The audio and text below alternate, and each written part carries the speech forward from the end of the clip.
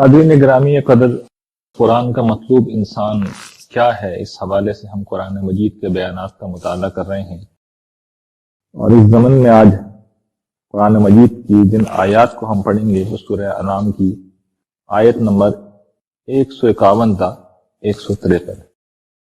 سورہ انعام تا سورہ توبہ، یہ جو 4 صورتیں ہیں، یہ قرآن مجید کا اب ایک دوسرا باب ہے، قرآن مجید کی صورتوں کا ایک دوسرا گروپ ہے جس کا آغاز سورہ انعام کے ساتھ ہو رہا ہے۔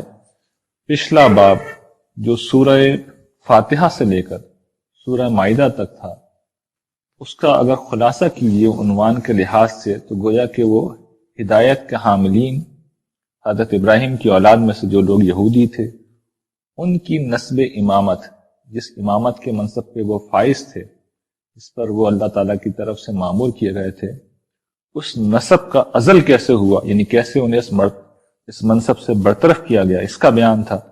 اور پھر صحابہ اکرام کو، بنی اسماعیل کو، امت مسلمہ کو اس منصب پر فائز کیا گیا، اس کا بیان تھا۔ اور پھر ان کے تزکیہ و تطہیر کا سلسلہ تھا جو اللہ تعالیٰ نے شروع کیا تھا۔ اس باب کے اندر جو موضوع ہے، اصلاً اس کے مخاطب اب یہود نہیں بلکہ مشرکین مکہ ہیں۔ یہ اس باب میں اللہ تعالیٰ اس چیز کو بیان کریں گے کہ یہ جو حضرت ابراہیم علیہ السلام کی اولاد کا دوسرا گروہ تھا، بنی اسماعیل، اس میں سے جو مشرکین تھے، ان کو اللہ تعالیٰ منصب سے، حرم کی تولیت کے منصب سے، حرم کے متولی تھے، حرم کے نگراں تھے، اور جزیرہ نما عرب کے اندر بہرحال یہ صاحب اختیار تھے، صاحب اقتدار تھے۔ ان کو اس منصب سے معزول کیا جا رہا ہے ان کے جرائم کی بنا پر، اور پھر ایک دفعہ پھر صحابہ اکرام کی اس منصب کے اوپر فائز کیا جائے گا، اور ساتھ میں حضرت ابراہیم علیہ السلام کی جو اولاد ہے اس کی جو سزا و جزا رسول اللہ صلی اللہ علیہ وسلم کے زمانے میں برپا ہوئی، اس کے احکام ہیں جو اس باب کے اندر دیے گئے ہیں۔ 2 جوڑے ہیں اس کے اندر، پہلا جوڑا سورہ انعام اور سورہ اعراف پر مشتمل ہے۔ سورہ اعراف اور سورہ انعام یہ پہلا جوڑا ہے۔ دوسرا جوڑا 2 مدنی صورت پر مشتمل ہے جو کہ سورہ انفال اور سورہ توبہ ہے۔ سورہ انعام اور سورہ اعراف دونوں مکی صورتیں، اور یہ تمام ابواب کے اندر اللہ تعالیٰ کا یہ طریقہ ہے کہ ابتدا میں جو صورتیں آتی ہیں وہ مکی ہوتی ہیں اور پھر مدنی صورتیں ہوتی ہیں۔ تو پہلے جوڑے کا جو موضوع ہے وہ قریش کے اوپر اتمام حجت ہے، اور دوسرے جوڑے کا موضوع یعنی سورہ انفال اور سورہ توبہ کا جو موضوع ہے وہ سزا و جزا کا نفاذ ہے۔ سورہ توبہ میں اس کی تفصیل آئے گی، ہم اس کا مطالعہ وہاں کر لیں گے۔ میں سردست صرف آپ کے سامنے یہ بات بیان کروں گا کہ سورہ انعام کا موضوع کیا ہے۔ سورہ انعام کا موضوع یہ ہے کہ قریش نے جو اپنی ایک خود ساختہ شریعت بنا رکھی تھی، اور اپنے آپ کو وہ حضرت ابراہیم کی اولاد کہتے تھے، ان کی ملت پر کہتے تھے، لیکن اس کے باوجود انہوں نے شرک کو اپنا دین بنا رکھا تھا، اس کی بھرپور طریقے سے تردید کی گئی، اور یہ بتایا گیا ہے کہ حضرت ابراہیم علیہ السلام کا دین شرک نہیں بلکہ توحید تھا۔ پھر اللہ تعالیٰ نے ان کی ایک ایک بدعات کو، ایک ایک توہمات کو، خرافات کو لے کر یہ بتایا ہے کہ یہ سب چیزیں بے اصل ہیں، اور پھر آخر میں یہ بتایا ہے سورت میں کہ اصل دین ابراہیم یہ تھا۔ وہ جو اصل دین ابراہیم جس کو اللہ تعالیٰ نے بیان کیا ہے، اسی کا ہم مطالعہ کرنے جا رہے ہیں۔ یہ سورت کے آخر میں آنے والی آیات ہیں، اور اس میں اللہ تعالیٰ نے بتایا ہے کہ اصل صراط مستقیم کیا ہے۔ آپ کو یاد ہوگا سورہ فاتحہ جب ہم پڑھتے ہیں تو اس میں جو آیت ہے، اہدنا الصراط المستقیم، پروردگار ہمیں صراط مستقیم پہ چلا۔ اور صراط مستقیم کیا ہے؟ یہ جنت کا سیدھا راستہ ہے، یہ راستہ سیدھا آپ کو جنت تک پہنچائے گا۔ اس راستے پہ چلنے والوں پر اللہ کی رحمت ہے، اس کا انعام ہوتا ہے، یہ جنت کا راستہ ہے۔ وہ راستہ کیا ہے؟ قرآن مجید نے اس بات کو مبہم نہیں چھوڑا، ان آیات میں بالکل کھول کر اللہ تعالیٰ بتا رہے ہیں کہ وہ صراط مستقیم جس پر چلنے سے جنت کا انسان کو ملتی ہے، جس پر چلنے سے اللہ کی نعمت دنیا اور آخرت میں ملتی ہے، وہ صراط مستقیم کیا ہے۔ تو یہی عنوان بھی ہے، اور ان آیات کا اب ہم مطالعہ کرتے ہیں۔ ارشاد باری تعالیٰ ہے، قل تعالوا اتل ما حرم ربکم علیکم اللہ تشرکوا بہ شیئا وبالوالدین احسان. ہمیشہ کی طرح جو احکام کا آغاز ہو رہا ہے وہ شرک کی شناخت سے ہو رہا ہے کہ اللہ تعالیٰ کے سوا کسی کی عبادت نہ کرو. یہ اس بات کو بیان کرنے کا ایک پہلو ہوتا ہے، اور دوسرا یہ کہ اللہ کے ساتھ کسی کو شریک نہ کرو. تو اس دوسرے پہلو سے یہاں پر بات کا آغاز کیا جا رہا ہے، اللہ کے ساتھ کسی کو شریک نہ کرو، اور پھر یہ بات کہ والدین کے ساتھ حسن سلوک کرو. ان دو چیزوں کو چونکہ ہم مختلف مقامات پر پہلے بھی کئی دفعہ پڑھ چکے ہیں اور آئندہ بھی بار بار ان کا ذکر آئے گا، اس لیے ان کی بہت زیادہ میں تفصیل نہیں کر رہا. صرف ایک دو چیزیں میں ان کے حوالے سے بیان کرنا چاہتا ہوں. ایک یہ کہ آپ یہ دیکھیے کہ ایک حکم جو دیا جا رہا ہے اس میں کہا گیا ہے کہ اللہ تشرکو، شرک نہ کرو، یعنی منفی نوعیت، سلبی نوعیت کی ایک بات ہے. اور دوسرے میں مثبت انداز میں کہا جا رہا ہے کہ والدین کے ساتھ حسن سلوک کرو. تو یہ اس مجموعے میں منفی انداز سے بھی کچھ چیزوں سے روکا گیا ہے اور مثبت طور پر بھی چیزوں کو بیان کیا گیا ہے. تو یہ اللہ تعالیٰ کا ایک طریقہ ہوتا ہے کہ جب وہ منفی طور پر بیان کرتے ہیں تو مثبت خود بخود شامل ہوتا ہے. یعنی اللہ کے ساتھ کسی کو شریک نہ کرو، اسے ایک مانو، یہ انڈرسٹوڈ ہے. والدین کے ساتھ حسن سلوک کرو، ان کے ساتھ بدسلوکی نہ کرو، یہ انڈرسٹوڈ ہے. احکام میں پہلی بات تو یہ سمجھ لیجیے یہ اللہ تعالیٰ کا عام طریقہ ہے. اس میں ایک جو باریک بات کہی جا سکتی ہے کہ جن چیزوں کی شناخت بہت زیادہ واضح کرنے مقصود ہوتی ہے، جن کی تردید بھرپور طریقے پہ کرنی مقصود ہوتی ہے، جن کا رواج بہت عام ہوتا ہے، اس میں قرآن مجید روکتا ہے. اور جو چیز بالعموم لوگ مان رہے ہوتے ہیں لیکن اس پہ بہت زیادہ توجہ نہیں ہوتی، تو اس کے لیے قرآن مجید مثبت انداز اختیار کرتا ہے. اچھا، تفصیل میں نے عرض کیا کہ میں نہیں کروں گا اس لیے کہ وقت کم ہے اور بہت ساری چیزیں آج ہم اس جگہ پر پڑھیں گے. ایک بس میں شرک کے حوالے سے ایک آیت آپ کی خدمت میں رکھوں گا جو میرے خیال میں کافی ہے. اللہ تعالیٰ سورہ نساء میں ارشاد فرماتے ہیں کہ ان اللہ لا یغفر ان یشرک بہ ویغفر ما دون ذالک لمن یشاء. اللہ تعالیٰ بس شرک ہی کو معاف نہیں کریں گے، بس اس بات ہی کو معاف نہیں کریں گے کہ اس کے ساتھ شریک کیا جائے. اس کے علاوہ جس گناہ کو وہ چاہیں گے اور جس شخص کے لیے چاہیں گے وہ معاف کر دیں گے. یہ آپ اندازہ کیجئے کہ کتنی بڑی بات ہے. معافی کی کوئی امید اللہ تعالیٰ نے نہیں دلائی. جو شخص اللہ تعالیٰ کے ساتھ کسی کو شریک کرے گا تو جو جرم اتنا شدید ہو اس کی تعویل کی کوشش بھی نہیں کرنی چاہیے. وہ تو دور سے ہی آدمی کو بھاگ جانا چاہیے، اس کے کہیں آثار بھی نظر آ رہے ہیں. اور جو والدین کے ساتھ حسن سلوک ہے اس پہ بھی ہم نے بڑی تفصیل کی ہے. میں آج یہ چاہتا ہوں کہ دو چار حدیث آپ کی خدمت میں رکھ دوں، اس لیے کہ جو بات رسول اللہ صلی اللہ علیہ وسلم بیان کرتے ہیں ظاہر ہے کہ اس سے اعلیٰ بات کوئی ہو ہی نہیں سکتی. آپ ماں کے متعلق بارہا آپ نے یہ حدیث سنی ہوگی کہ جنت ماں کے قدموں تلے ہے. باپ کے متعلق بھی روایات ہے جو بالعموم کم لوگ جانتے ہیں کہ آپ بیان فرماتے ہیں کہ باپ جنت میں داخل ہونے کا وسطی دروازہ ہے. اب تم چاہو تو اس کی نگہداشت کرو یا اسے کھودو. تو ماں باپ دونوں ہی اصل میں جنت میں پہنچنے کا دروازہ ہیں اور جنت میں پہنچنے کا راستہ ہے. یہ اہمیت ہے، یہ اہمیت ہے. اس سے زیادہ کیا بات کہی جا سکتی ہے کہ ان کے ذریعے سے ہم جنت میں پہنچ سکتے ہیں یا اس دروازے کو ہم کھو کر جنت سے محروم ہو جاتے ہیں. اچھا، اب ہم آتے ہیں جو آیت کا اگلا حصہ ہے. ارشاد باری تعالیٰ ہے وَلَا تَقْتُلُوا أَوْلَادَكُم مِّنْ إِمْلَاقٍ نَحْنُ نَرْزُقُكُمْ وَإِيَّاهُمْ. کہ دیکھو اپنی اولاد کو مفلسی کے اندیشے سے قتل نہ کرو، ہم تمہیں بھی رزق دیتے ہیں اور ان کو بھی دیتے ہیں.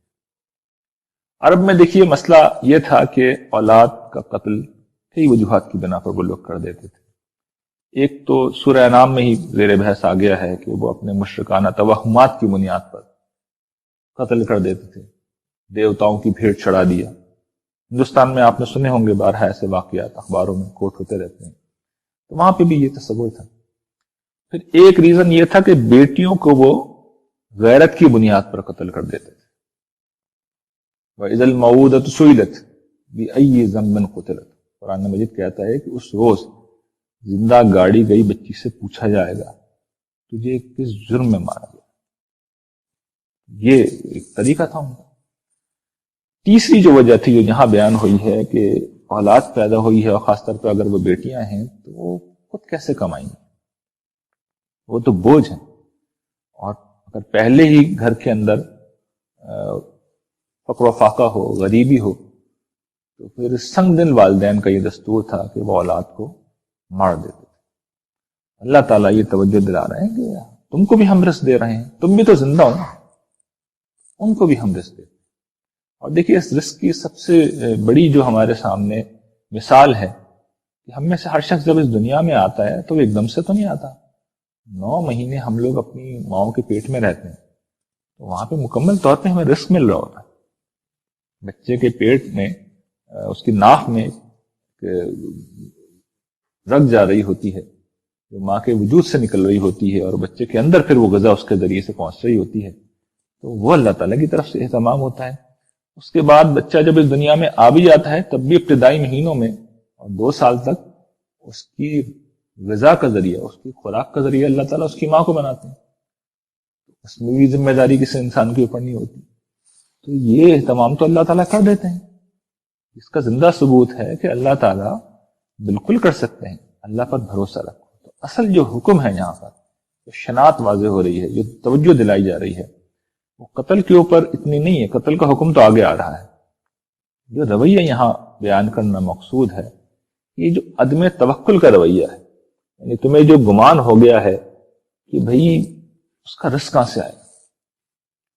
تو اصل جو ہمارے لیے سبق ہے, جو چیز ہمیں سیکھنی ہے وہ یہ کہ اللہ پر توکل کرنا چاہیے.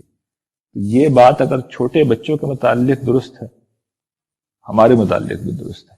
زندگی میں کسی موقع پر بھی ہمارے ہاں لوگ غربت کی وجہ سے, مالی تنگی کی وجہ سے بہت پریشان ہو جاتے ہیں, خودکشیاں لوگ کر لیتے ہیں, یا کم سے کم ذہنی طور پر وہ بالکل مفلوج اور مایوس ہونے کے بعد کلمات کفر بھی بکنے لگتے ہیں, اپنی زبان سے نامناسب الفاظ بھی نکالنے لگتے ہیں اللہ تعالیٰ کے بارے میں, مایوسی کا بھی شکار ہو جاتے ہیں. اللہ تعالیٰ ہمیں یقین دہانی کرا رہے ہیں, ہم رزق دیتے ہیں اور ہم ہی دیں گے.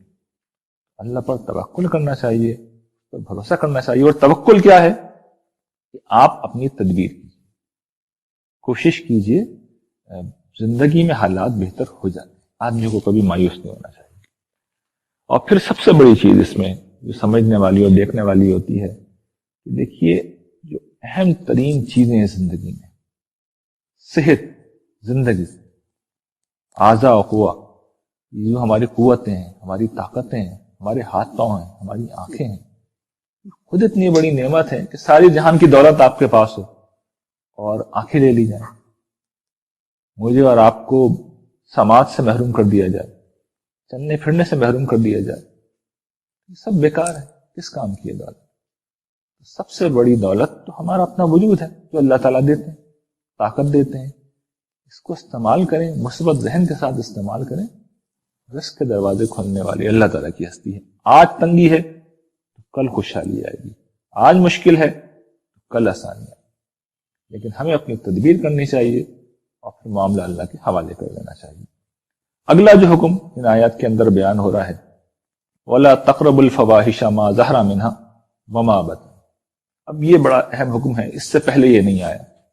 یہ ہمارے جو ترتیب ہے اس میں یہ پہلی دفعہ آیا. ویسے تو قرآن مجید میں جگہ جگہ یہ چیز بیان ہوئی ہے. اس کا لفظی مطلب تو یہ ہے کہ فواحش کے قریب بھی مت جاؤ, چاہے وہ کھلی ہوئی ہوں چاہے وہ چھپی ہوئی ہوں. دیکھیے فحش کیا ہوتا ہے, پہلا سوال ہے. فحش کیا ہوتا ہے؟ یہ جنسی بے راروی پر مبنی ہر کام کو فحش کہا جاتا ہے. سادہ الفاظ میں آپ اسے بدکاری و بے حیائی کہہ سکتے ہیں. قرآن مجید اس کا اطلاق ان ساری چیزوں کے اوپر کرتا ہے. زنا اس کی سب سے بڑی جو شکل ہے, جو ہوموسیکچولیٹی ہے. قرآن مجید ہوموسیکچولیٹی کے حوالے سے اس لفظ کو استعمال کرتا ہے. اسی طریقے سے جو جنسی بے راروی کی جتنی شکلیں بھی ہو سکتی ہیں سب کی سب اس کے اندر شامل ہیں. اور اس کی دلیل کیا ہے کہ یہاں جمع کے انداز میں آیا ہے. فواحش جو ہے وہ جمع ہے, تو اس کا مطلب یہ ہے کہ جتنی بھی قسم کے فواحش ہیں, جنسی بے راروی کی جتنی قسمیں ہیں وہ سب اس کے اندر شامل ہیں. اور میں نے اس پہ بڑی توجہ دلائی ہے جو اپنی کتاب سفر نامے کی شکل میں لکھی ہے کھول آنکھ زمیں دیکھ کے اندر، کہ جس وقت غالباً سنگاپور میں تھا شاید، وہاں میں نے اس کے اوپر لکھا ہے بڑی تفصیل سے سفر نامے کے آخر میں، اور یہ بتایا ہے کہ دور قدیم کی سب سے بڑی برائی جو پریویلنگ برائی تھی، عام برائی تھی، وہ شرک تھا۔ اس دور کی سب سے پھیلی ہوئی برائی جو ہے وہ فواحش، زنا ہے، بدکاری ہے۔ جدید سماج نے یہ بات اچھی طرح جان لیجئے کہ اسے اصولی طور پر مان لیا ہے کہ زنا کوئی برائی نہیں، زنا کوئی برائی نہیں۔ ہر دور میں انسانوں نے اسے برا سمجھا ہے۔ جدید سماج نہ زنا کو برا سمجھتا ہے، نہ اوریانی کو برا سمجھتا ہے، بلکہ مغربی سماج تو اب وہاں پر آ گیا ہے کہ جہاں پر وہ ہم جنس پرستی کو بھی اب معاشرے کے لیے قابل قبول بنانے کے مرحلے میں پہنچ چکا ہے۔ یورپ میں تو یہ ہو چکا ہے، اور امریکہ میں یہ جنگ لڑی جا رہی ہے، اور اس کے بعد پھر ایک ایک کر کے مشرقی ممالک بھی اس کی زد میں آ جائیں گے۔ یعنی مشرقی ممالک زنا کی حد تک تو مان چکے ہیں کہ یہ کوئی مسئلہ نہیں، صرف اسلامی ممالک ہیں جہاں پر زنا کو ایک برائی کے طور پہ لیا جاتا ہے، ورنہ باقی دنیا اسے بالعموم قبول کر چکی ہے۔ تو یہ بین الاقوامی سطح کا ایک مسئلہ ہے، اس کا پس منظر ہے، اور آپ جانتے ہیں برٹرنڈ رسل بہت بڑا دانشور ہے، بہت بڑا فلسفی تھا مغرب کا، اس نے اصل میں یہ استدلال پیش کیا اور پھر پورے مغرب نے اس کو قبول کیا، گرچہ اس سے پہلے فرائڈ کا کام اس کے پس پش موجود ہے۔ فرائڈ سے لے کر برٹرنڈ رسل تک ایک جنگ تھی جو لڑی گئی، اور جس میں آخر میں یہ بتایا گیا کہ یہ انسانوں کا بنیادی حق بھی ہے، اور برٹرنڈ رسل نے یہ واضح کیا کہ بھئی آپ 30-35 سال کی عمر میں شادی کے قابل ہوتے ہیں، انڈسٹریل ایج میں پہنچ جب ہم انسانیت آ گئی ہے۔ جنسی ضروریات یا دائیات جو ہیں وہ 14-15 سال کی عمر میں پیدا ہو جاتے ہیں، تو 15 سال تک نوجوان کیا کریں؟ تو یہ استدلال اتنا سالڈ تھا کہ معاشرے نے مان لیا، اور یہ جو 19ویں صدی کا یورپ کا سماج تھا یہ بدلا، اور 20ویں صدی میں اس صورتحال کو قبول کر لیا گیا، اور اس کے نتیجے میں پھر پوری دنیا کے اندر یہ عمومی طور پر قابل قبول چیز بن گئی ہے۔ قرآن مجید کے نزدیک نہیں ہے، دین ابراہیمی میں نہیں ہے، نبیوں کے دین میں یہ نہیں ہے، اللہ کے دین میں یہ نہیں ہے۔ وہاں تو اللہ تعالیٰ کیا کہتے ہیں کہ اس کے قریب بھی مت جاؤ۔ قریب جانے سے کیوں روکا ہے؟ کہ دیکھیے یہ تعلق ایک مقناطیس ہوتا ہے، ایک خاص دائرے میں اگر آپ پہنچ جائیں تو پھر کوئی بہت بڑا آدمی ہی ہوگا جو اس سے بچ سکتا ہے، عام انسانوں کی بس کی بات نہیں ہے۔ اس دائرے کے قریب اگر آپ پہنچ گئے تو جس طرح مقناطیس کے دائرے میں آپ پہنچ جائیں تو اس کے بعد پھر وہ ہر جو میٹل ہوتا ہے اس کو کھینچ لیتا ہے، یہی معاملہ اس کا بھی ہے۔ تو اللہ تعالیٰ نے اس کے قریب جانے سے بھی روکا ہے، اور قریب جانے کی دیکھیے پہلے زمانے میں تو صرف ایک ہی شکل ہوتی تھی کہ لوگ بازاروں میں یا ویسے ملتے تھے، وہاں پہ اسباب ہوتے تھے۔ تو میڈیا ہے، فلم انڈسٹری ہے، ٹیلی ویژن ہے، انٹرنیٹ ہے، بلکہ یہ سب کچھ جو ہے اب اسمارٹ فون کی شکل میں موبائل پہ آ گیا ہے، اور موبائل ہم نے اپنے بچوں کے ہاتھ میں دے دی، اور یعنی اس درجے کی پرائیویسی ہے کہ جب ہم طالب علم تھے تو اس درجے میں بھی خیر بڑی پرائیویسی ہوتی تھی کہ ایک شخص اپنے کمرے میں بیٹھ کے انٹرنیٹ یوز کر رہا ہے۔ اب تو موبائل ہے، اسمارٹ فون لے کے آپ کہیں پہ بھی موجود ہیں، اور ساری دنیا کی غلاظت سمجھے کہ چند کی اسٹروک کے اوپر آپ کی پہنچ میں، اور ہم نے یہ سب کچھ اپنے بچوں کے حوالے کر دیا۔ تو یہ چیز ایسی ہے کہ اس پہ ہمیں توجہ دینی چاہیے، خاص طور پہ والدین کو، کہ وہ اپنے بچوں کو دیکھیں کہ وہ کیا کر رہے ہیں۔ کیا ضروری ہے کہ ہر بچے کے پاس موبائل ہو؟ کیا ضروری ہے کہ بچوں کی انٹرنیٹ ایکسس ہو؟ اپنی نگرانی میں یہ کام کرانے چاہیے، اور ساتھ میں بتانا چاہیے کہ دیکھیے ہماری اقدار یہ، ہمارے ہاں یہ چیز ایک برائی ہے، اور پھر یہ بتانا چاہیے کہ اس کے قریب بھی نہیں جانا چاہیے۔ یہ اللہ تعالیٰ کا حکم ہے، اس کے کچھ احکام کو اللہ تعالیٰ نے اپنی شریعت کا پھر حصہ بنایا ہے، یعنی یہ اصل حکم یہاں پہ ہے۔ سورہ نور میں پھر جو احکام ہیں، جو خواتین کو حکم دیے گئے ہیں، مردوں کو حکم دیے گئے ہیں کہ اپنی نگاہوں کو بچا کے رکھیں، ہم نے آیت پیچھے پڑی بھی ہے، اور اپنی جو ہے وہ صنفی جذبات کو قابو میں رکھیں۔ خواتین کو کچھ اضافی احکام دیے گئے ہیں کہ اپنی سینے کی جو اوڑھنیاں ہیں اس سے سینے کو اچھی طرح ڈھانپ لیں، یہ کہ اپنی زینتوں کی نمائش نہ کریں۔ تو یہ اصل میں اللہ تعالیٰ نے پھر کچھ چیزوں کی قریب لے جانے والی کچھ چیزوں کے معاملے میں باقاعدہ قانون سازی کی۔ شریعت انشاءاللہ پڑھیں گے تو تفصیل سے ہم وہاں پہ دیکھیں گے، اور روکا ہی اس سے روکا ہے، اس کے قریب جانے سے روکا ہے. لیکن اسی سے پھر یہ سمجھ لیجیے اللہ تعالیٰ نے اس آزمائش کو ختم نہیں کیا ہے. یہ آزمائش اپنی جگہ موجود ہے. یعنی یہ نہیں کہا ہے کہ دنیا میں مرد عورت کبھی نہیں ملیں گے، وہ تو ملیں گے اور ملتے رہیں گے، اس لیے کہ دنیا میں سب لوگ ساتھ ہی رہتے ہیں. لیکن ہمیں توجہ دلائی ہے کہ ہم محتاط رہیں، ہم اپنی اصلاح کریں. اور پھر سب سے بڑی چیز جو آخر میں کہی گئی ہے، ما ظہر منہا وما بطن. دیکھیے دونوں اس میں معاملے ہوتے ہیں. ایک تو یہ کہ فواہش اعلانیہ بھی ہوتے ہیں، چھپکے بھی ہوتے ہیں.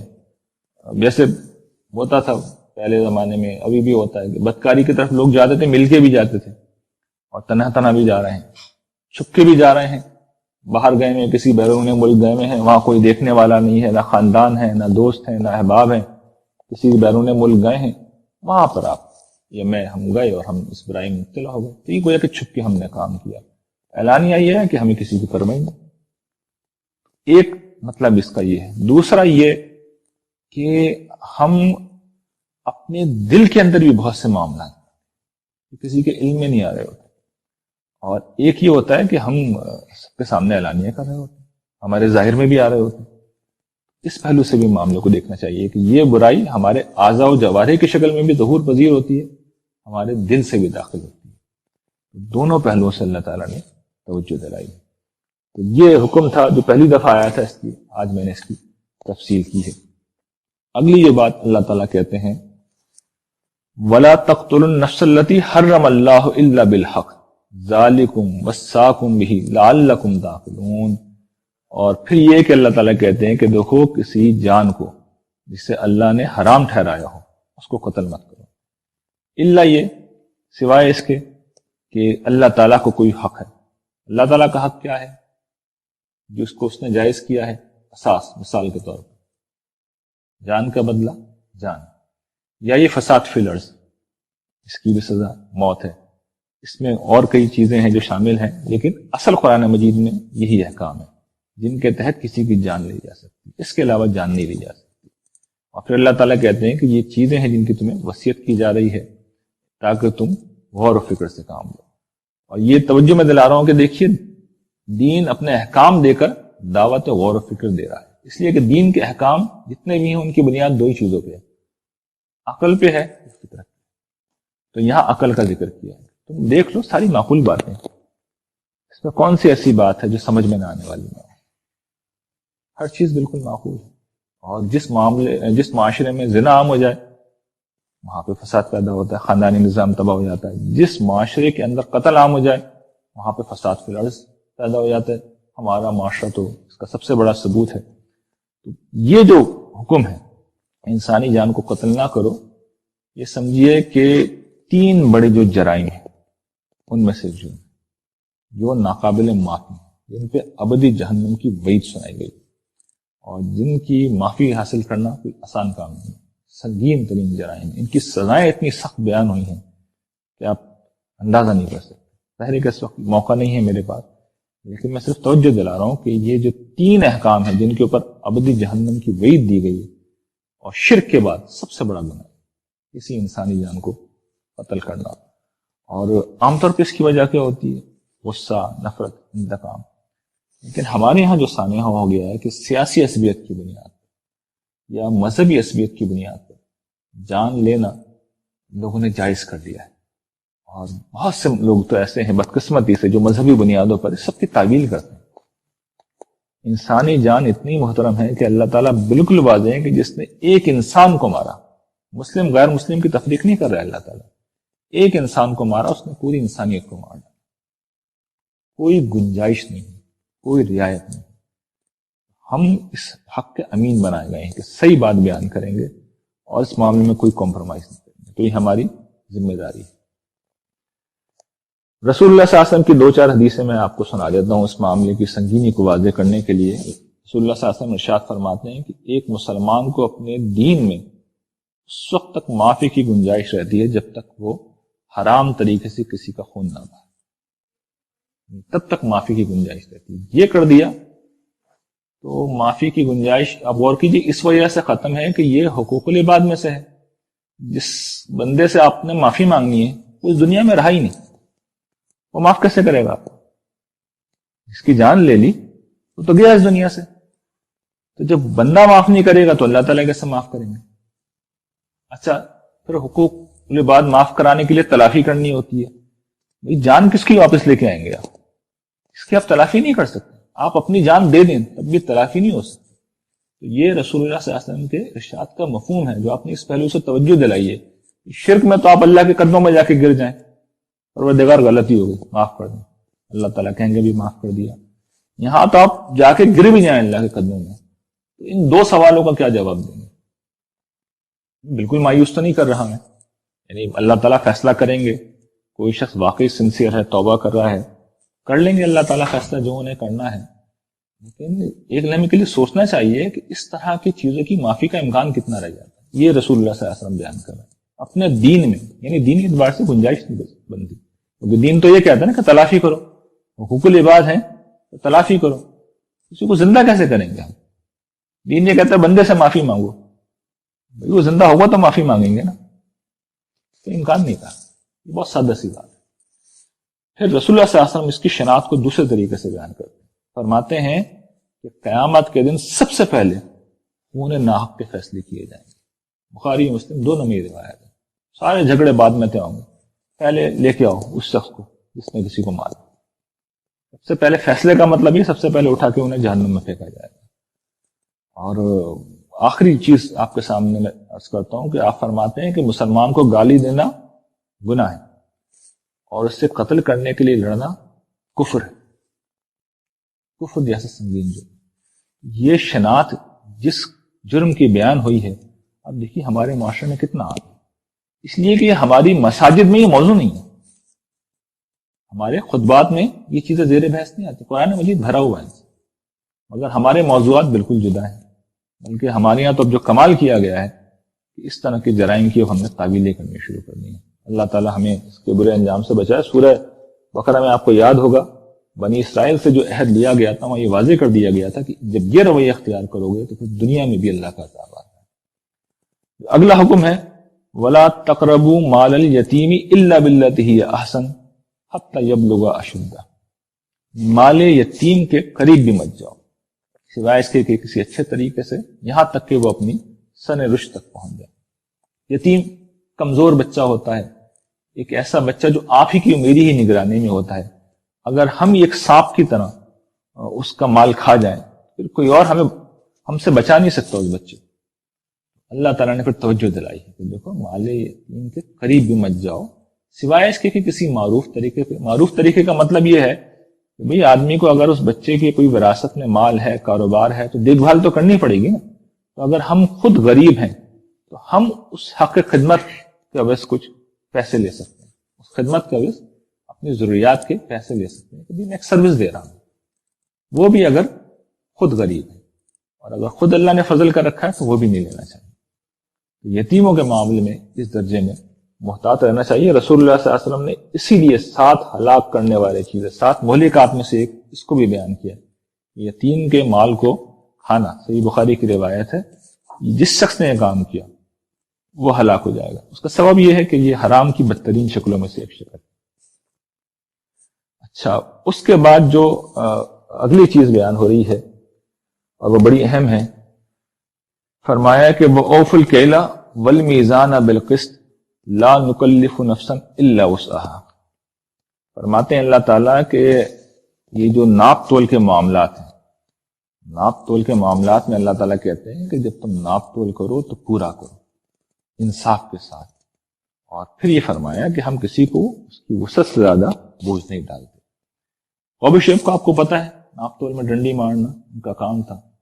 ان کے جرائم میں بڑی نمایاں طور پر قرآن مجید نے اس کو بیان کیا ہے. اور ہمارے ہاں تو غالباً یہ جرم جس بڑے پیمانے پہ ہوتا ہے, ہمارے معاشرے میں جس بڑے پیمانے پہ یہ جرم ہوتا ہے دنیا میں شاید کمی ہوگا. یعنی اس کی ساری شکلیں ہمارے یہاں موجود ہیں. تولنے میں ڈنڈی ہم مارتے ہیں, پیٹرول آپ بھروانے جائیں آپ کو 1 لیٹر کے پیسے لیں گے اور 10 لیٹر کے پیسے لیں گے اور 9 لیٹر ڈالیں گے. اسی طریقے سے ملاوٹ اس کی ایک شکل ہے. پیسے اصل چیز کے لے رہے ہیں, اس میں ناخالص چیز ملا کے دے دی آپ کو. اور ہمارے یہاں تو جو بڑا ظلم ہوتا ہے کہ ناخالص چیز کے ساتھ مضر چیز بھی ملا دیتے ہیں. غذا میں بھی، دوا میں بھی. تو یہ ملاوٹ جو ہے اسی کی شکل ہے اور بدترین شکل ہے.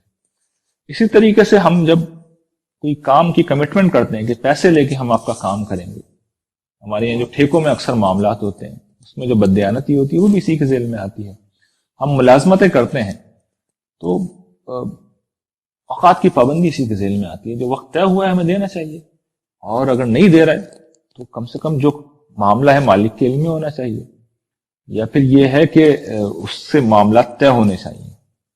میں کبھی جلدی بھی چلے جاتا ہوں، کبھی دیر سے بھی چلے جاتا ہوں، تو ان چیزوں میں ہمیں محتاط رہنا چاہیے.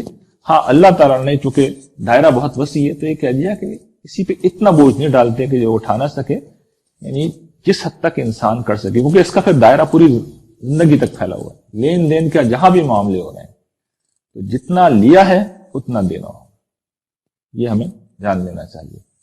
اگلا حکم کیا ہے؟ وَإِذَا قُلْتُمْ فَعْدِلُوا وَلَوْ كَانَ ذَا قُرْبَىٰ. اگلا حکم کیا ہے؟ لوگوں کے متعلق عدل سے بات کرو.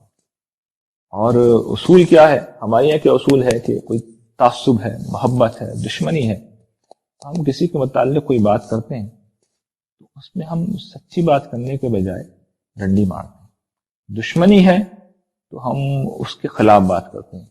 کسی قرابت دار کا معاملہ ہے تو اس کے حق میں بات کرتے ہیں. صحیح یا غلط یہ معیار نہیں ہوتا. تو اللہ تعالیٰ کیا کہہ رہے ہیں کہ جب تم بات کرو تو عدل کرو، چاہے قرابت دار ہی کیوں نہ ہو. اور قرآن مجید اس درجے میں گیا ہے کہ وہ کہتا ہے کہ وَلَا يَجْرِمَنَّكُمْ شَنَآنُ قَوْمٍ أَلَّا تَعْدِلُوا اعْدِلُوا هُوَ أَقْرَبُ لِلتَّقْوَىٰ. دیکھو کسی قوم کی دشمنی تمہیں اس بات پر نہ ابھارے کہ تم عدل نہ کرو، عدل کرو، تقوی سے کریے. اگلا حکم جو اللہ تعالیٰ بیان کرتے ہیں وَبِعَهْدِ اللَّهِ أَوْفُوا ذَلِكُمْ وَصَّاكُمْ بِهِ لَعَلَّكُمْ تَذَكَّرُونَ.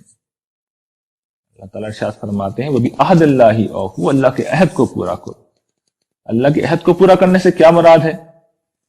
وہ عہد جو ہم نے اللہ سے باندھا ہو، وہ عہد جو ہم نے اللہ کا نام لے کے کسی سے باندھا ہو. اس پہ بھی چونکہ بہت بار بار بات ہوگی تو اس لیے وقت بھی کم ہے، اس کو میں سرسری طور پر بس بیان کر رہا ہوں. یہ جگہ جگہ آئے گا، اس کی بڑی اہمیت پہلے بھی آ چکا ہے، آئندہ بھی آئے گا. اور پھر جو آخری چیز یہاں پہ بیان کی گئی ہے کہ وَأَنَّ هَٰذَا صِرَاطِ مُسْتَقِيمًا، دیکھو یہ جو میرا راستہ ہے یہ سیدھا راستہ ہے، یہ صراط مستقیم ہے. فَاتَّبِعُوهُ، اس کی پیروی کرو. یہ جو صراط مستقیم کی بات ہوئی تھی یہ صراط مستقیم ہے. وَلَا تَتَّبِعُوا السُّبُلَ، اور اس سے ہٹ کر یہ دوسری پگڈنڈیاں ہیں، دوسرے راستے ہیں، ان پر نہ چلو. فَتَفَرَّقَ بِكُمْ عَنْ سَبِيلِهِ، یہ جو پگڈنڈیاں ہیں تمہیں اس سیدھے راستے سے بھٹکا دیں گی. ذَلِكُمْ وَصَّاكُمْ بِهِ لَعَلَّكُمْ تَتَّقُونَ، اللہ تعالیٰ تمہیں اس کی وصیت کرتے ہیں تاکہ تم اللہ کی پکڑ سے بچو. یہ جو صراط مستقیم ہے، یہ جو احکام ہے، یہی اصل میں وہ چیز ہے جس کا مطالبہ اللہ تعالیٰ نے ہم سے کیا ہے. اسی کی پیروی لازمی ہے. شریعت اسی لیے دی جاتی ہے، اور یہی وہ دعا ہے جو ہم اللہ تعالیٰ سے مانگتے ہیں، اہدنا الصراط المستقیم. تو یہ رسول اللہ صلی اللہ علیہ وسلم کے ذریعے سے بیان کر دیا گیا کہ صراط مستقیم یہ ہے. اور یہ جب صورت آگے چل کے 2-4 آیات بات ختم ہوتی ہے تو وہاں پر اللہ تعالیٰ بالکل صاف بیان کر دیتے ہیں حضور سے، اے نبی سکھائیے قل اننی ہدانی ربی الی صراط مستقیم، قل اننی ہدانی ربی الی صراط مستقیم دینا قیما ملت ابراہیم حنیفا وما کان من المشرکین. میرے رب نے مجھے ہدایت دے دی ہے صراط مستقیم کی طرف. صراط مستقیم کیا ہے؟ سیدھا دین، ابراہیم علیہ السلام کے طریقے پہ ہے، جو کہ مشرکوں میں سے نہ تھے. بالکل بات واضح ہو گئی کہ دین ابراہیمی کی یہ تعلیمات ہیں، یہ صراط مستقیم ہے. رسول اللہ صلی اللہ علیہ وسلم کی رہنمائی اسی طرف کی گئی ہے، اسی کی پیروی کا حکم دیا گیا ہے، اور نجات اگر ہے تو اسی میں مضمر ہے. وآخر دعوانا ان الحمد للہ رب العالمین.